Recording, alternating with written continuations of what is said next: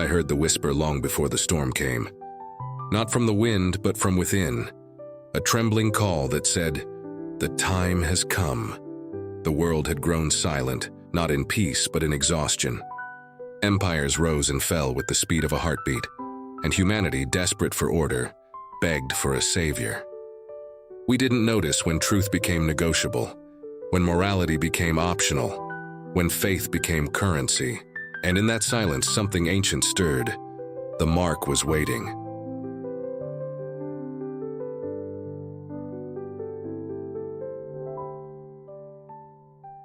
He came not as a tyrant, but as a healer. The world adored him, the one who promised to end war, hunger, and division. Nations signed treaties under his hand. Currencies merged into one. For peace, they said. For security. Yet in every system he built, I saw the seed of slavery. We traded sovereignty for safety, freedom for convenience. The mark was not imposed. It was invited.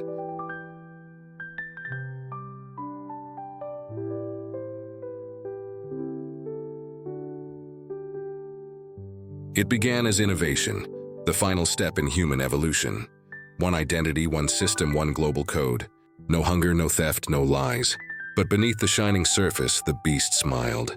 We were no longer seen as souls, but as data points.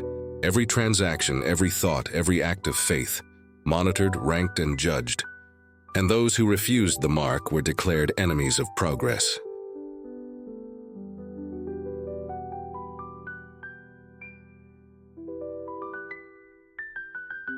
The choice was simple, but it wasn't easy. To accept the mark was to live, for now.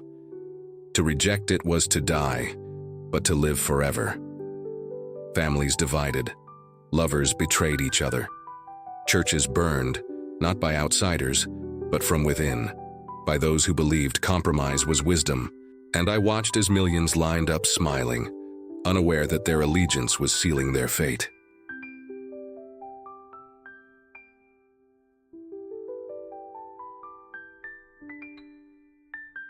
We have debated its meaning for centuries. 666, the number of man perfected in rebellion. It is not only on the skin, it is carved upon the heart. The mark is not merely technology, it is ideology. It is the surrender of conscience to convenience, of truth to illusion. The moment you choose self over spirit, comfort over conviction, you have already received it.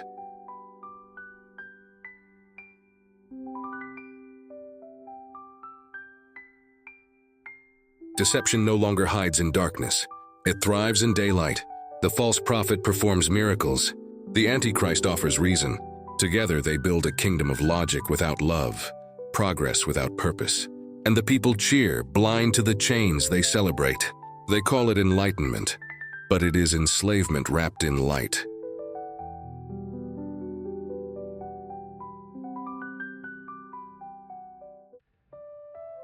I saw them. The few who would not bow. They owned nothing, yet they were free. Their eyes burned not with fear, but with hope. They whispered the ancient names, Yahweh, Christos, El Shaddai. The world called them mad, dangerous, outdated. But I saw in them the reflection of eternity.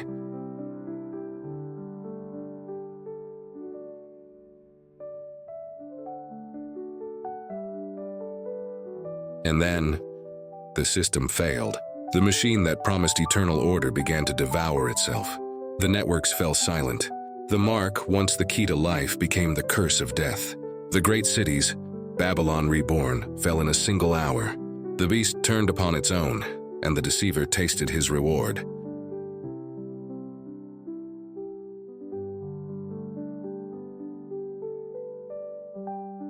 And there, the choice was made visible.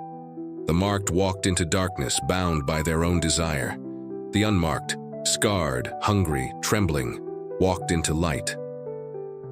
For the first time since Eden, humanity stood revealed for what it had chosen to worship, and the heavens echoed, "It is done."